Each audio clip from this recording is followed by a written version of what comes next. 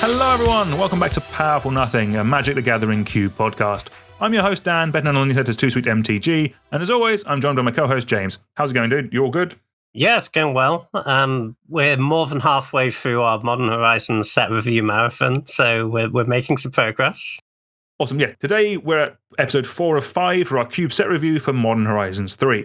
In this episode, we're going to be looking at Colourless and lands. Before we start looking at the cards, I did want to have a quick chat about running cards with colourless symbols in their mana cost. So these are cards that they introduced back in Oath of the Gatewatch. We've seen them a couple of times. This is the first time we've seen them back in a main draft set for a while.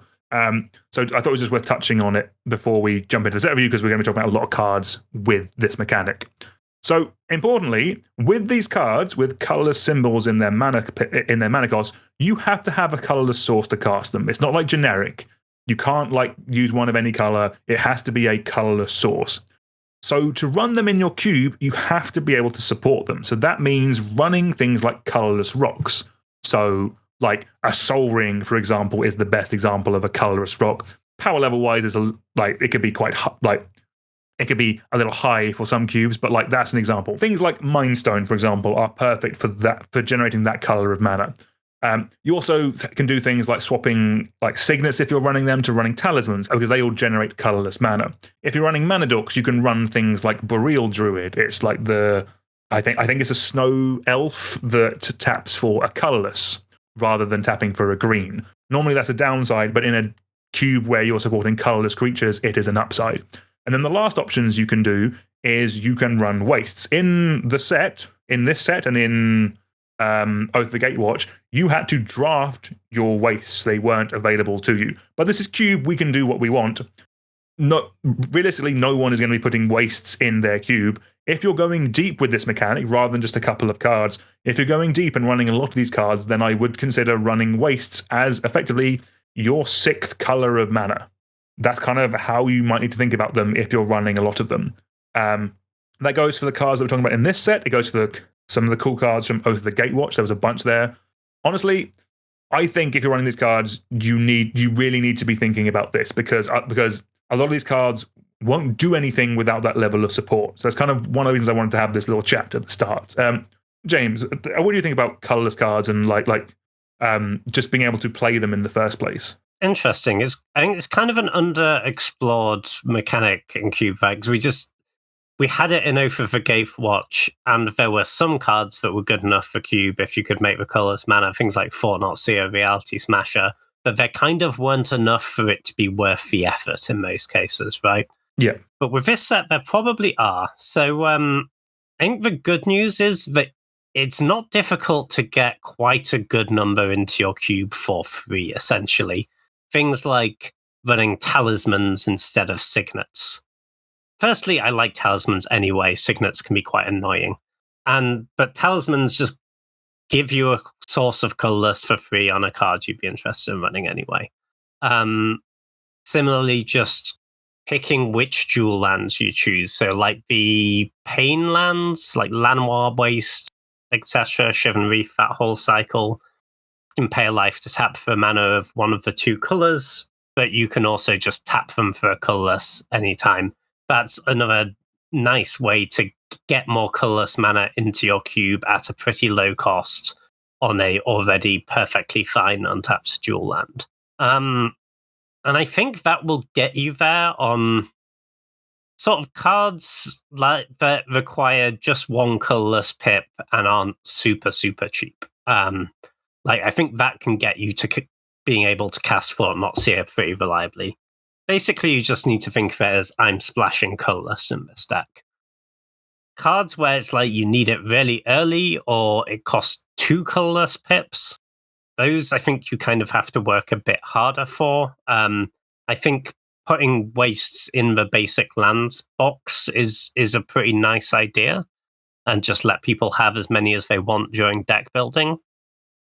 People are probably not going to want to be putting, 8 wastes in their deck, but they might want 1 or 2, and it's just really nice that all the get of basic land effects will then also get you colourless mana. That's a pretty relevant thing. I think running 1 wastes in your deck to fetch it is probably quite common if you're supporting this theme.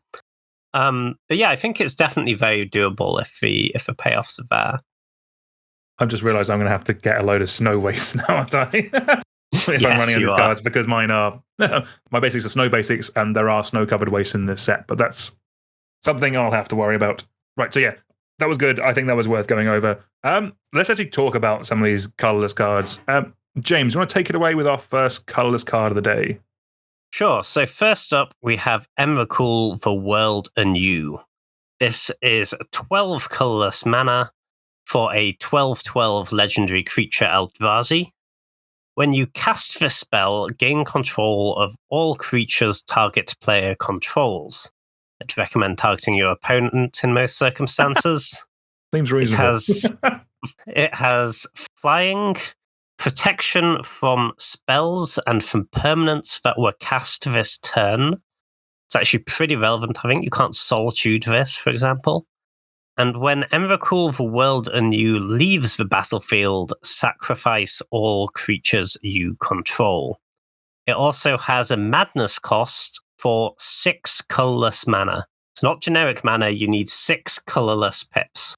There's a lot to unpack with this one. The madness cost is tough. There are ways you can get there. Stuff like Grim Monolith which taps for 3 colourless, and you can pay 3 to untap it. You can use that to just filter a bunch of mana from coloured lands into colourless mana, so you could get there with that. But you need to have that and a discard outlet.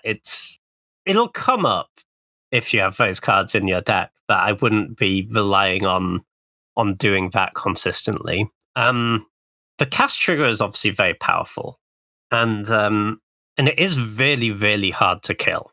The protection from original Emrakul just had protection from spells. The protection from permanents that were cast this turn, I think, is actually a huge deal. There's so many times with Emrakul that it gets O-ringed, or it gets solituded, or it gets leyline binding. Like you can Ravenous Chupacabra in Emrakul, the original Emrakul. None of that works with this. This is really, really hard to kill. And worth mentioning for anyone not sure, that is also like instant and sorceries as well. Like yes, it's everything. Yeah, for sure. It's going to be very, very tough to remove. You can kill it with a sweeper. There's some other ways you can like Parallax Wave and pass the turn. That will work. Okay, good. But it's really hard to remove once it's in play. Having said that, it is 12 mana. We're assuming you very can't much madness. is 12 mana. Yeah. Assuming you can't madness this reliably. And you really do need to cast it, in my opinion. Like, if you're reanimating this, like, yes, it's good. You have like a 12/12 flying that they can't really remove. That is obviously very powerful. But there are kind of also just better options, I think. Because you can chump block this if you have some little flyers, and you can just attack around it, It doesn't have lifelink or anything. It doesn't, if you're reanimating it, it doesn't really impact the board that much the turn you've played it, beyond just making one giant thing. So I think it doesn't quite get there as a reanimator target.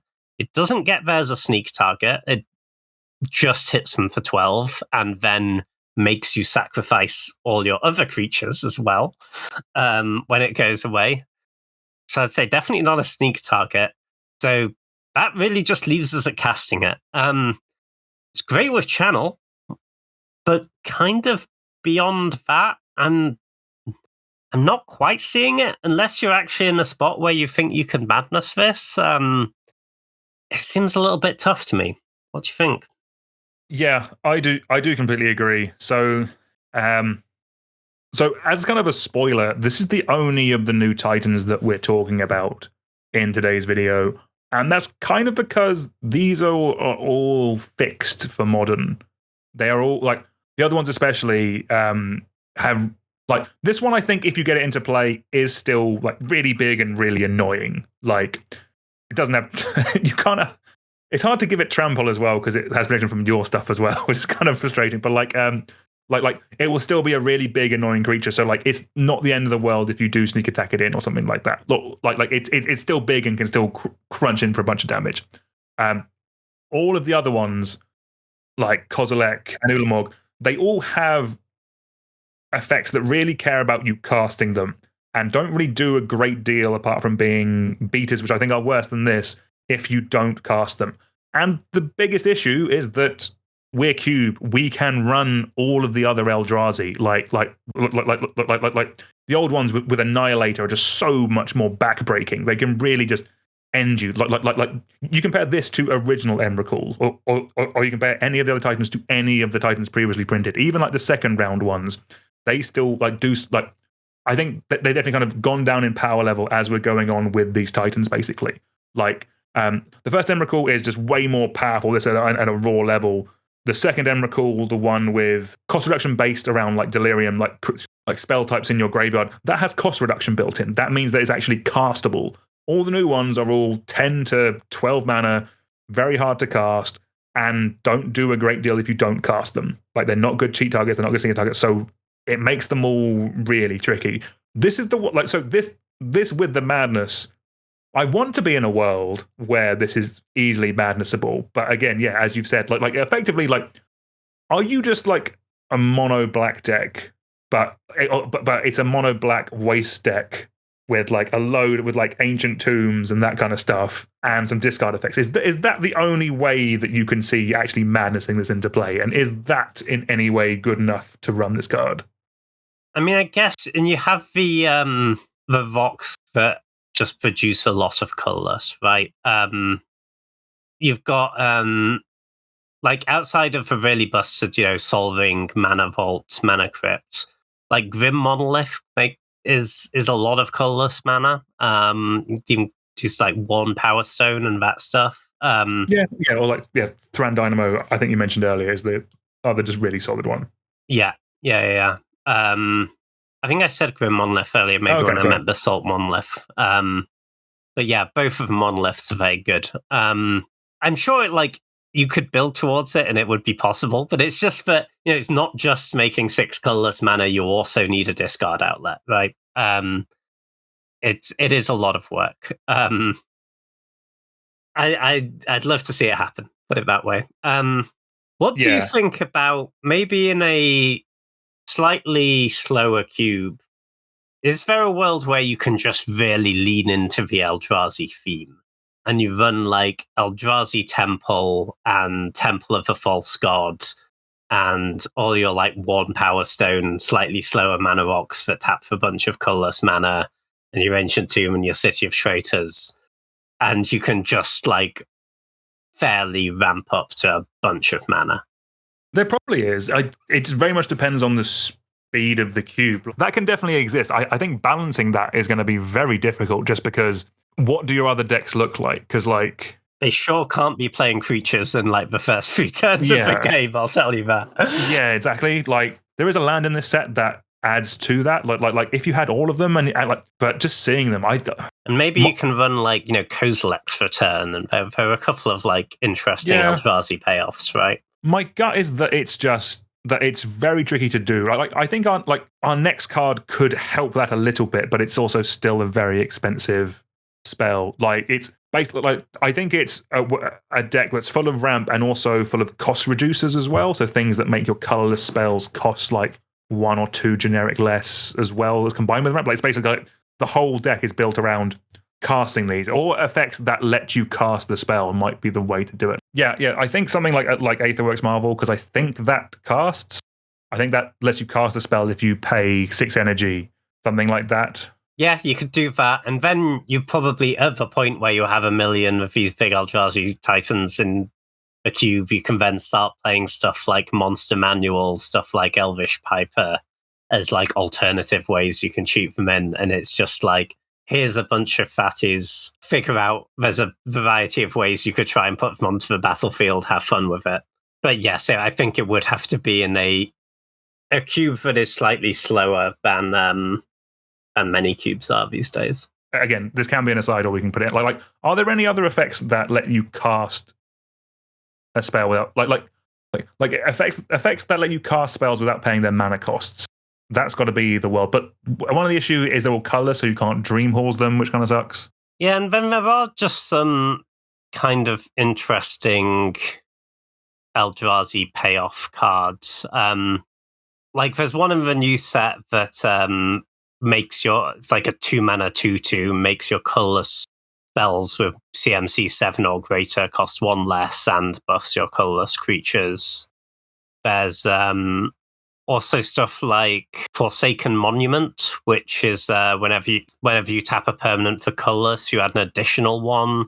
I could see getting there. Like, it's obviously, this is not for every cube. Your aggro decks cannot be very quick if you're legitimately trying to do this stuff. But I could see a world where there's enough payoffs for this stuff between that and then the like Kozilek's Return stuff. And maybe there's something there, in the right cube. So it's not like you have to be all 10 drops. You can also play like, Endbringer's a pretty powerful card, right? And you can, like, Oblivion Sower is a nice thing that blocks and makes you loads more mana. I guess that's fair. Yeah, that's thinking of it. This kind of deck isn't really something that we've seen before, and maybe that's kind of one of the reasons why we're struggling to work out where these new Titans go. Because like, we can't deny, like, they are very powerful cards. Like, if you cast these, you're probably winning the games of Magic. You're casting them in, but it's just getting to the point where you can cast them is the point we're having an issue with. And like, maybe it is just you just run so much colorless ramp, like an ungodly amount of colorless ramp, and that, like, an ungodly amount of colorless ramp, and that's the deck. Maybe that's what you're doing. Like, it is very tricky, I think. Yeah, for sure. And to be clear, like, if you want to lean into that, we're talking about some of the colorless payoff cards in the set. We're not talking about all of them because they don't go in that many cubes, but look at the rest of the spoil as well. There is a decent amount there if you really want to lean into that, but you have to mean it, Yeah, I think, for this sort of card, because as we've said, sure, you can channel this out, sure, you could try and cast it in your Tolarian Academy deck, but there are just better things to do with those cards. Yeah, exactly. Yeah. There's other cards that you can cast, and also there are ways of cheating in them into play. Like the big green things you can natural order, the big artifacts you can tinker, the big black spells you can reanimate, that kind of stuff. Like these, because they have cast triggers, it does limit them, which is unfortunate. But I mean, it's probably perfect for a modern power level, I guess, is where we are with it. And we've seen that with some of the cards in the set, and it's fine. Like we saw it when we were talking about like the Necro Dominance, the modern version of Necropotence. Like for modern, awesome, cool. I'm glad they have it. For Cube, we don't need as much because we have access to the earlier versions that these cards are taking inspiration from. Like we have the original Emrakul, we have the original Kozilek, we have the original Ulamog. It's fine if these, what are probably going to be quite expensive mythics, we don't want, because it means I don't have to buy the bloody things. I am fine with that. Yeah, for sure. So while that was our only Titan, it's, trust me, not our only big Eldrazi. James, you want to take it away with this big dragon lad? Sure. Next up, we have Herigast Erupting Nullkite. It is 9 mana for a 6/6 legendary creature Eldrazi dragon, but it also has Emerge for 6 red. So if you've not played with Emerge in a while, Emerge is you can cast this spell by sacrificing a creature and playing the Emerge cost reduced by that creature's mana value. And it also has, when you cast this spell, you may exile your hand. If you do, draw 3 cards. It has flying, as you'd expect from mana. And then each creature spell you cast has Emerge. The Emerge cost is equal to its mana cost. There's certainly some power here, but it feels like a lot has to line up, You have to have something you're okay sacrificing that kind of needs to be like minimum 3 mana. Then you cast you're paying 5 plus sacrificing it. And you have to be okay discarding your hand. And then you're drawing 3 randoms and kind of hoping that you draw something even better to Emerge out. I guess I could see it if we're in that all-in Eldrazi thing, because you can, sure, you generally don't want to sacrifice your 6/6 flyers, but you could draw into an even bigger Eldrazi and just Emerge off this. Yeah, it makes Emrakul cost 3, I guess.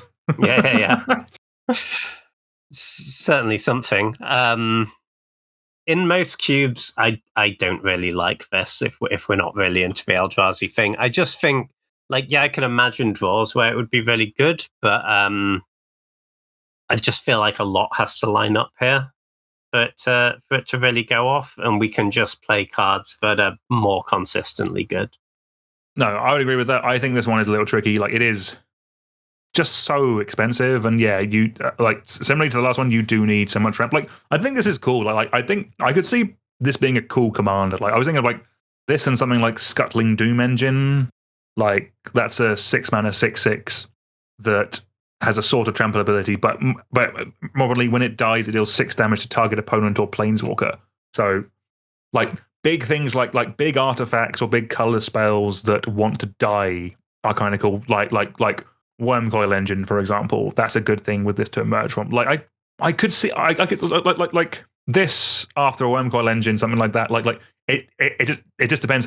I don't think there is that critical density yet for cube of big artifacts that we want to die. We've only really just kind of scratched the surface with flash spells, that kind of stuff. And in theory, the flash payoff cards go with this, but flash is way more broken than this because can cast flash on the second turn of the game by just playing 2 lands.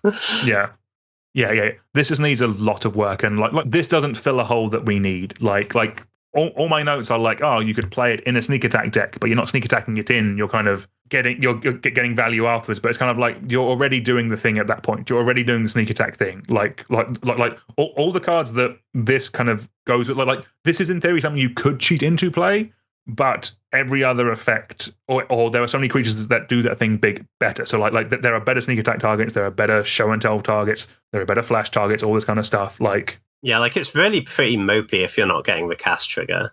No, exactly. Yeah, I'd agree. It's also mildly annoying that the cast trigger is exile your hand rather than discard. Yes, very much. And yeah, that also does lead it to the fact that this is the top end of your curve. These cards are designed so that these are the last things that you do, basically. Yeah. I think with these sorts of cards, it's always really easy to imagine the best case scenario, right? But then it's what if the payoff you want to do with emerging is in your hand? You exile it, and then what are you doing, Yeah, exactly. I'm just looking at kind of my big top end now, and just I'm comparing this to something like Trumpeting Carnosaur. That's just such a better card. It's cheaper, it's bigger, and it gives you something else into play. You don't have to have another card in hand or anything like that. And you can just discard it for 3 mana and kill something. Yeah, that's the thing. I think, yeah, I don't just want to be wailing on these big dumb Eldrazi, but I am just going to be wailing on these big dumb Eldrazi. I don't think I don't think they're cubable personally.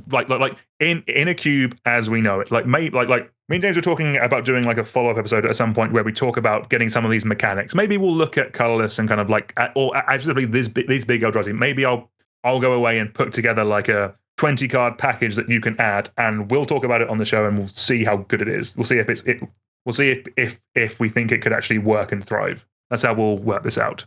But I think let's keep this train rolling. Let's move on to our next card. Next up, we have Kozilek's Command.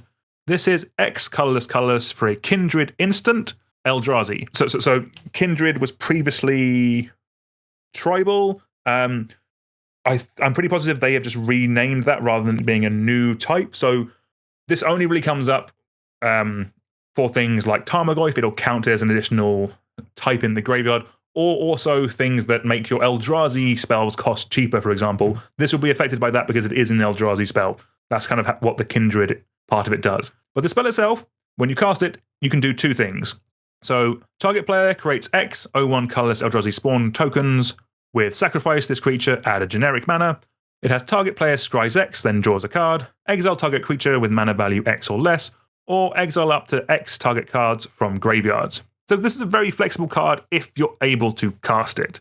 I think 2 colorless is fine in a cube where you're running wastes and you're supporting it. This isn't one you can just free roll in a regular cube, as we kind of discussed at the start.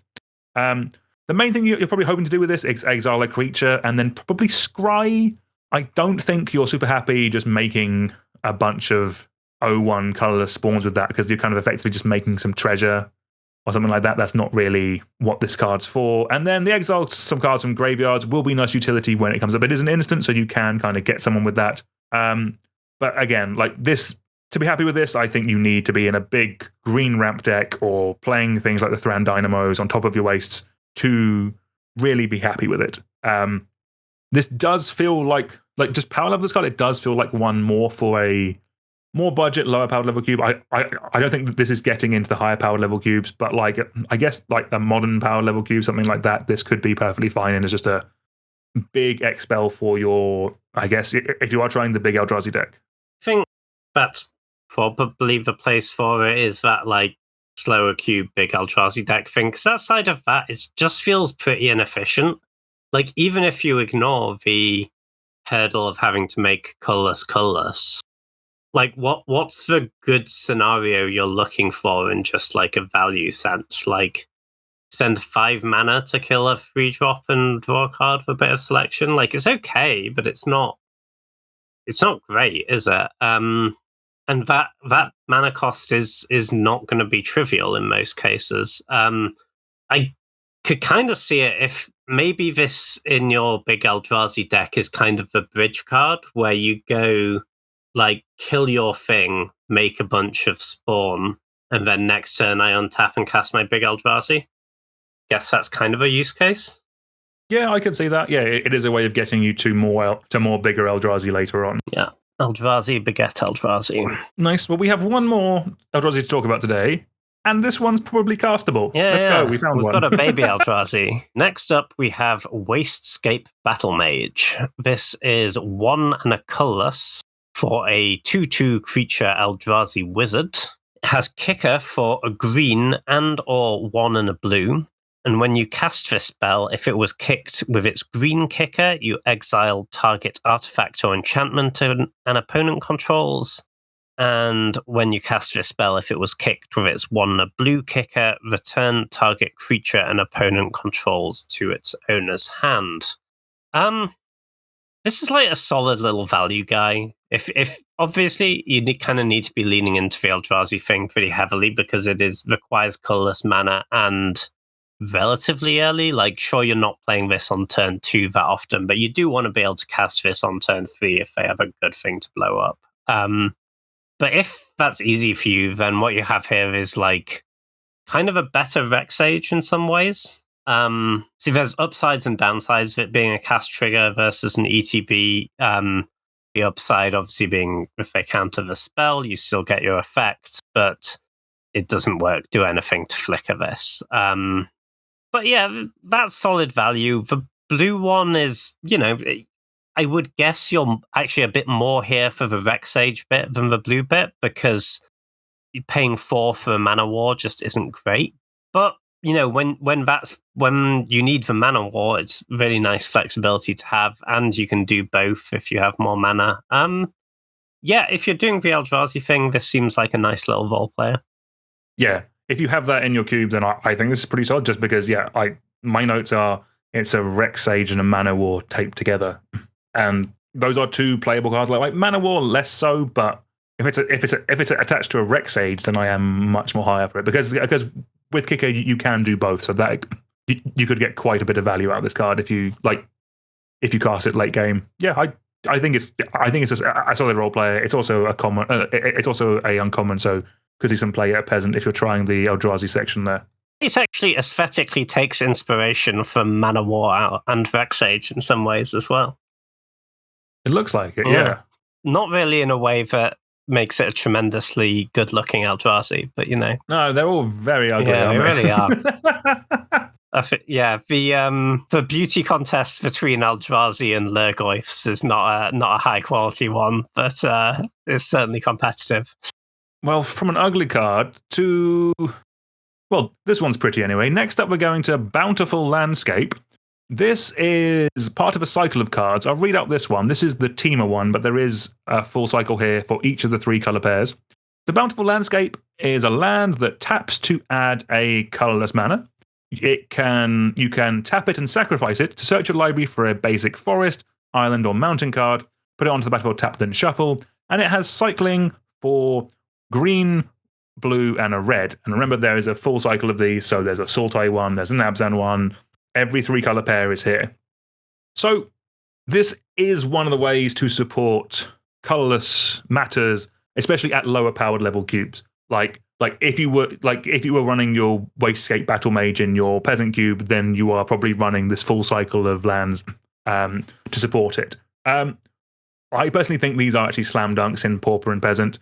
Being able to fix your colors is going to be fantastic there, and it also gives you that shuffle effect. It'll also trigger landfall a couple of times. I think I like these more than the like the Broker's Hideout, like the cycle from Streets of New Capenna, because this can come in and generate you mana straight away. It itself is not tapped. It can generate colorless mana if you just need to play a land and just play your spells. If it's the first thing you're playing or later on and you need to fix yourself, then you can sack it. The cycling is fine. I don't think you really care about it. If I'm honest, I think it's just there to remind you the colors that it sacrifices for, nice and easily. Nice little reminder of it at the bottom. I think this whole cycle is very solid. Probably not one for higher power level cubes, but these are common. So slam dunk, I think, at Pauper, and probably we'll get into Peasant if you're not if you're sticking to rarity restricted lands. Yeah, no, absolutely, really strong card. Not one for cubes where you have access to rare lands, but Evolving Wilds is one of the best lands in Pauper Cube, right? And I would take Evolving Wilds like pack 1, pick 1 over this for sure, just because you have access to all the colors. But if you end up in a subset of Fatima colors, this is way better than Evolving Wilds. You just never have the thing of you're hoping for a land off the top to cast your 5-drop, and it's an Evolving Wilds that enters taps. That sucks. You can just play this and get untapped colorless right away, and then the turn where you don't need to tap it for mana, you can go and fetch a basic to improve your colors, or if you draw it on turn 1, you can still just go and get your colors. This is, really solid land cycle.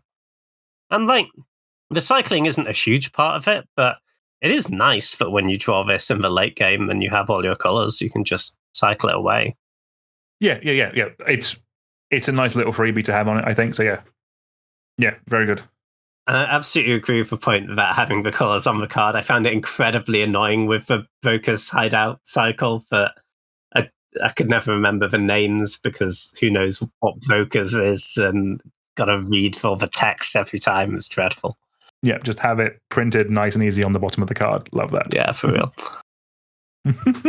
All right, next up we have Arch of Innovation.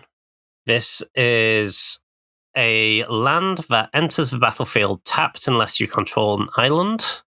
It taps for a blue, or you can pay a blue and tap it, and then the next spell you cast this turn has Improvise. This card's interesting. It's kind of like a mini Tolarian Academy. A much worse Tolarian Academy would maybe be a fairer way of putting it. I would agree with worse. Yeah, yes. yeah. Okay, it's a much worse Tolarian Academy. But Tolarian Academy is a broken card, and even a much worse Tolarian Academy could potentially do some work. I do think you need to... And it's pretty low cost, right? Because it always taps for blue. If you're heavy enough blue, this is going to be untapped most of the time. I think you do have to be going pretty hard before this does something. You really need the artifact token generators. You need your Chrome Host Sea Shark, your Sahili, your Third Path Iconoclast, all that good stuff. But if you're really going off with those, got a lot of tokens lying around, I could certainly see a world where you'd pay this cost when you have enough stuff to improvise out like a Portal to Phyrexia or something, right? But you're down 2 mana essentially just max rating this, right? Because you've paid a blue and you've tapped this land. So you need a lot of artifacts for that to even be good. And it's pretty relevant that, when you use Academy with all those things, they are still untapped. They can attack and block. If you tap them all to improvise, they can't do anything else this turn. They can't help keep you alive. I could kind of see running it if you're going really hard on the blue artifact stuff. Yeah, no, definitely. That is exactly the place for it. And yeah, I know I threw some shade at it and saying it's not as good as Tolarian Academy, but Tolarian Academy is an expensive Magic card. If you're not proxying this could be one of the best options. That like Academy Ruins is pretty solid because there is some slight combo potential with that, but like I'm running artifacts in my blue section, and like this would probably be pretty good in my cube. It's just the fact that I'm running a Tolarian Academy in that slot. If I wasn't, I would probably test this, and it'd probably be fine. Sure. Cool. All right, we have the red one of the cycle next. Next up, we have Arena of Glory. It enters the battlefield tapped unless you control a mountain. It has add a red, and it has pay a red and tap it to exert Arena of Glory to add double red. If that mana is spent on a creature spell, it gains haste until end of turn. So this is kind of a land that I could see red wanting. Like, I could see it taking a turn off quite happily to give your Goblin Rabble Master on turn 3 haste, that kind of stuff. Like the pay red is a bit frustrating because you're not up on mana. Like, that would be super busted if you went up on mana. But the fact that it keeps you at parity, or it's still a land that taps for mana, it's fine. Obviously, you need another red source in here. Like, it's a bit tricky if you're in like a 3-color aggro deck, that kind of thing. But in your like Gruul monsters, in your Rakdos aggro deck, that kind of stuff, this will be fine. You will probably have another red land at some point that you want to get in and allow you to attack with the creature straight away. So yeah, I am thinking like Rabble Masters early down the curve. That's probably where this is best. If you just want to give something that doesn't have haste. Shocking, I know. Red doesn't have too many, like unlike blue artifact matters lands. Red got a bit screwed in that cycle, I think. So there aren't really too many red lands that this is competing with. So I could see running this in a cube if you just want a red utility land. Like the other ones that I see play are like Sekenzen. I think that's one of the channel lands that makes you some 1/1s, that kind of stuff. There's Den of the Bugbear, that's kind of like a Rabble Mastery type card itself. Shatter Skull Smashing is very good as well. That's good. Yeah, that's fair. Yes, but like I think Arena of Glory is a fine card in that slot, and yeah. If a lot of cubes want to turn red creatures sideways as quickly as possible, this allows you to do that. So for those reasons, I could see it being tested. Yeah, for sure. It really does push you to be pretty heavy red, right? Between the entering taps, unless you control a mountain, because red, like your Gruul monsters deck, really doesn't want to play a tap land on turn 1, whereas your blue artifact deck is a bit more okay with it, right? So you do want to be pretty heavy red. The issue I have is just so many of especially the slightly more expensive red creatures, they all have haste already, you know? Yeah, that is one of the reasons why we're putting them into cube. Like I was going down my list and I didn't mention Hell Rider or Kiki Jiki. Yeah. But yeah. Yeah, like all the good dragons all have haste. You think Fury haste is fun? Yeah, Fury's something, I suppose. I know it's fine. Like, I guess it's kind of nice that because more of the cheap creatures don't have haste than the expensive ones, right? You can, like, say you had 3 mana, you can make 2 of this red mana. You could cast like a hasty Magda and a hasty Ragavan. You can use that 2 mana across 2 different creatures. That's kind of something. Oh, that's pretty good. Yeah. That's fun. Yeah. Listen, I think if you put it in your cube, it'll like get played a decent amount and be all right. It's kind of just the thing of you probably only want 1 red utility land. For me, I think this is a decent amount worse than Shatter Skull Smashing. I've been pretty impressed by that card. But I mean, it's not a bad card at all. And maybe there are like specific cards in your cube it works really well with. Like, I suppose it's kind of good with like the Carnosaur, right? Yeah, that's quite nice. Yeah, getting that in straight away. Yeah. And like it is probably good with like green creatures that don't have haste. Like if you're casting this like later in the game on like a green like 6 or 7 drop that doesn't have haste, that could be quite good. Yeah. Elder Gargoth getting in right away. Yeah, that's something. I guess actually there is a card we probably should. I kind of forgot to mention that we should compare this to.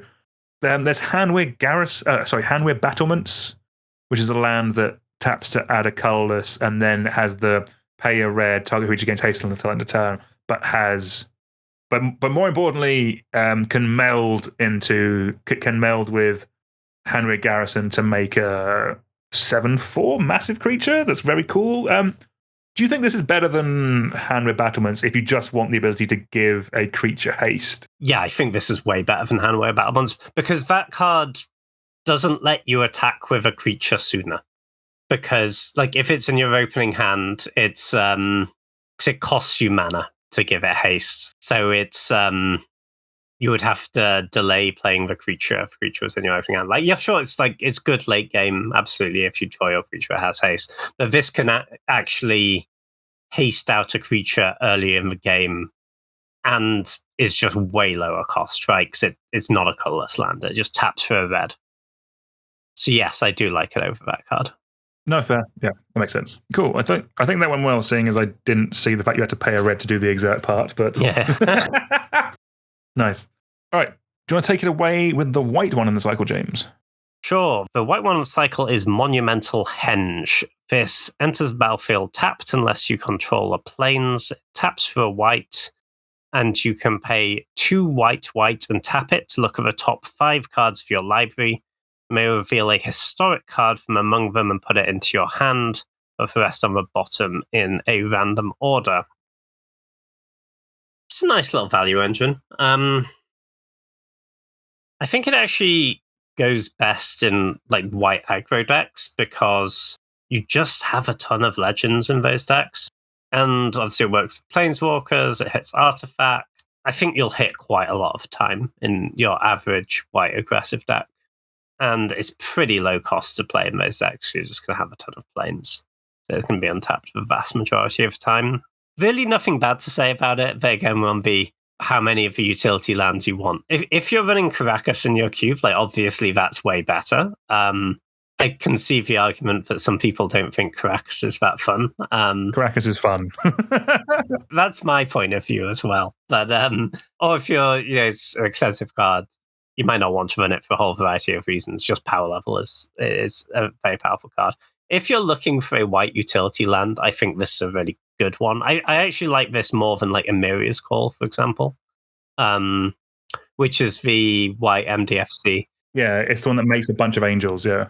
Yeah, but it's like 7 mana to cast, and I actually think this text of entering taps unless you control a planes, I think is less of a cost than having to pay 3 life to get it untapped. Because in your heavy white decks, this is just going to be untapped so like almost all the time, and 3 life is pretty real. No, I think that's fair. I agree with this being very good in a mono white deck. I think my issue, like specifically with so we can both agree Caracas, I think, is goated white utility land. I quite like Emeria's Call though, and that's mainly because like if you're activating that ability, it's because you don't have a spell to cast and you're digging for something. But Emeria's Call is effectively the thing you're digging for. Like it is definitely more expensive. Like there is a world where Emeria's Call being 7, like maybe I might not have played enough White Weenie to have realized you don't get to the point where you cast 7 drops. But in my head, the way I'm thinking about it is like this is the Henge is digging you for something to find and play, but the Emeria's Call is the thing that you are going to find and play. Like you play this at 7 mana when you've been flooding out, or you've had a board wipe and you just need to rebuild, and it just gives you 2 4/4 angel. Like I think that's going to be bigger and better than anything else in the White Weenie deck that you're finding off of this ability. That's my gut, but I'm open to being wrong on that. Imagine I could be overrating this. I still think this is good though. Yeah. I still like this card, and I would still I would probably run this and Emeria's Call in my cube if I'm being honest with you. Like I definitely found there is room for an MDFC and a utility land in a 540 cube. I think that's quite easy. Yeah, for sure. And there is the thing, right, of cube has just got quicker, and that does make these sort of late game mana sink effects a bit less valuable because cube's got quicker, and so many of the cards just draw cards. So it happens less often than it used to that you're just out of stuff to do. Like it certainly happens, but I think it decides fewer games of Magic than it once did. I was kind of thinking from a point of view of like, say I'm playing like a blue control deck against my white weedy deck. I'm kind of more scared of this card than Emeria's Call. That's fair. I guess you can counter the Amelia's Call. Exactly, I can counter the call. It's they have to get up to 7s, whereas this card, I'm just with the like, yeah, I'm gonna sit there with a bunch of reactive spells and they're gonna activate this a bunch. But yeah, this is repeatable, I guess. If the opponent still has things to deal with the angels, then yeah, Amelia's Call is way worse.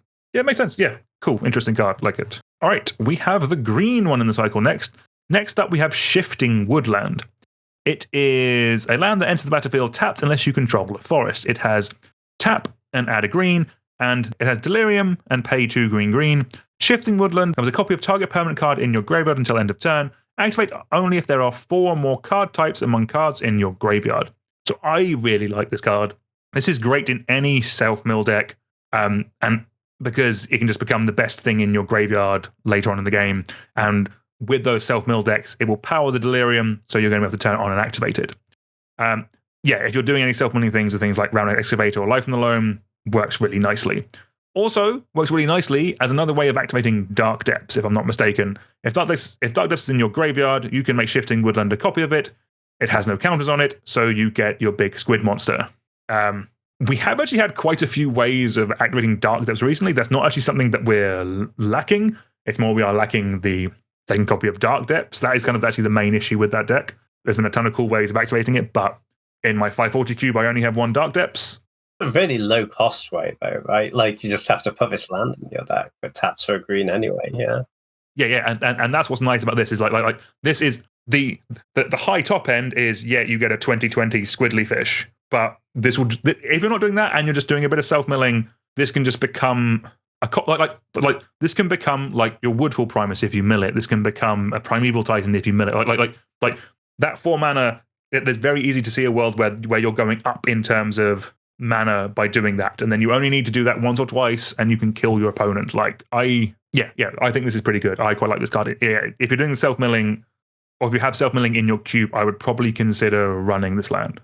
I really like this one. I think it's really cool. And it's also, I like it when the utility lands actually do something exciting and cool rather than, compare this to like the green MDFC that's just like a fight spell we talked about in the last episode. Like, that's a perfectly fine card, and there's no reason not to include it. But this can actually do something like awesome and powerful rather than just being a, I flooded out and I get a bit of value off my land, and that's nice. I'm kind of excited for this in the recent iterations of Vintage Cube on Magic Online. They've put like Eureka is back in with like, and yeah, it goes really well with like Vaultborn Tyrant, especially, was a really big buff to Eureka because you keep getting all the triggers.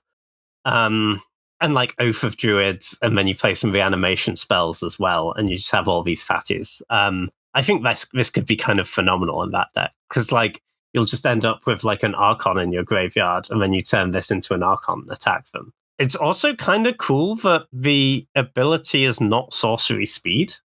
Oh, it's not? Which is kind of wild. Yeah, that is. Yeah. Which gives you a bunch of utility.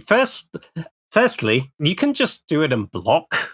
I know it's like not the most exciting application, but I think that's pretty real.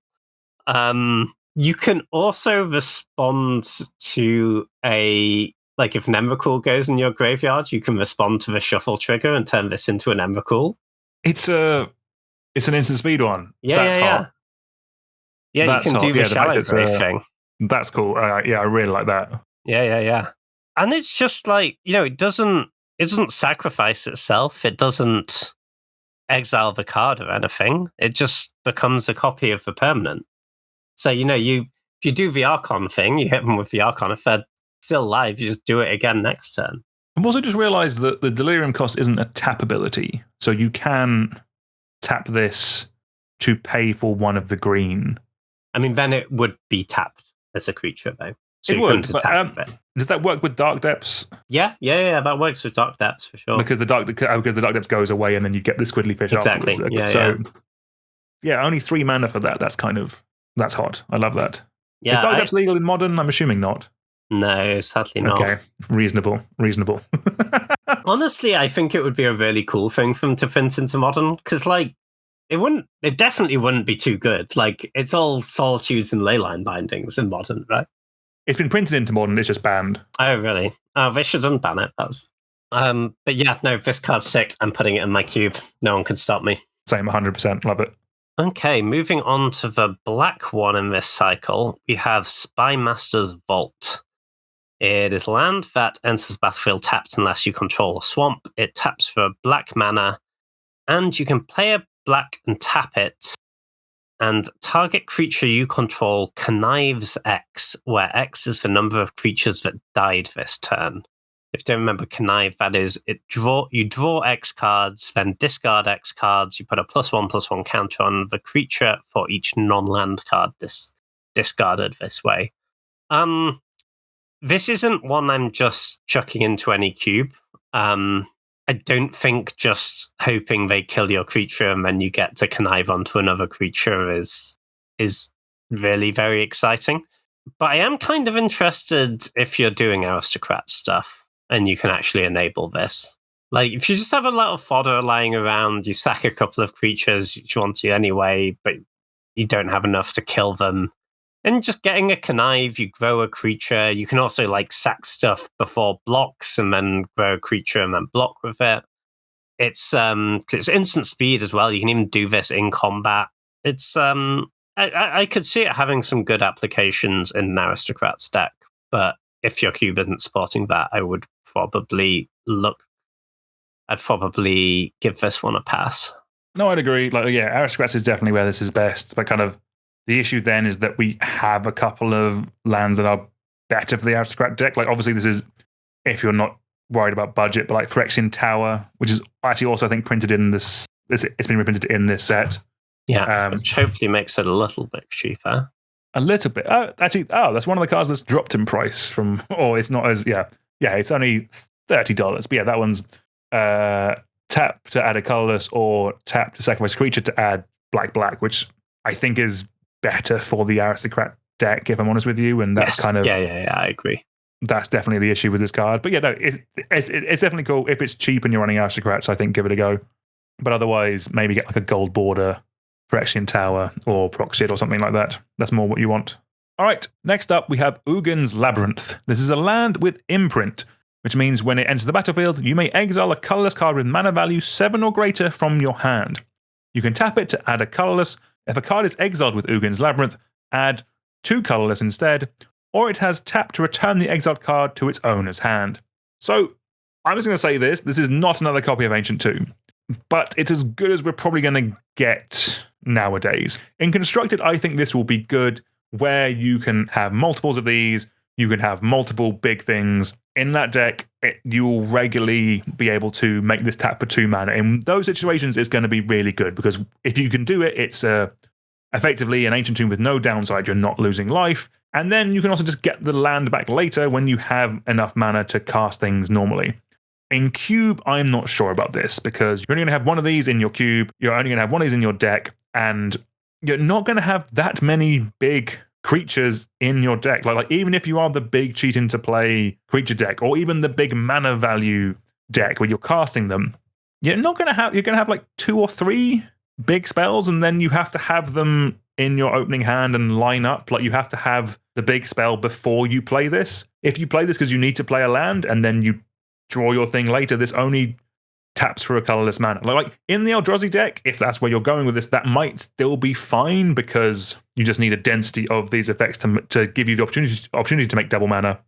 But I think it's going to be really tricky. Like I don't think it's going to line up the way you want it to anywhere near as much in Cube, where it's singleton, compared to Constructed. So for that reason, I think I'm out of this, even though the potential of Ancient Tomb is always very tempting. I always take Ancient Tomb very highly, because I'm greedy as hell. Oh yeah, no, Ancient Tomb's a busted card. This isn't. It's again, it's one for the large Eldrazi tribal deck that we're really not sure exists. But if you do make that deck work, this is probably pretty good there, I think. Like, if it's just in your opening hand and you do have that density of massive stuff, like, you get to play your Talisman on turn 1. Maybe you even get like imagine go like turn 1 Talisman, turn 2 Fortnite Seer. Like that's certainly something. Obviously that's like the not high end, but presumably in this Eldrazi tribal deck we're talking about, you want colorless mana anyway, right? And it's a pretty decent amount better than a wastes. So yeah, like it there. Not sure that's really a viable strategy. If it is, cool, this will be good.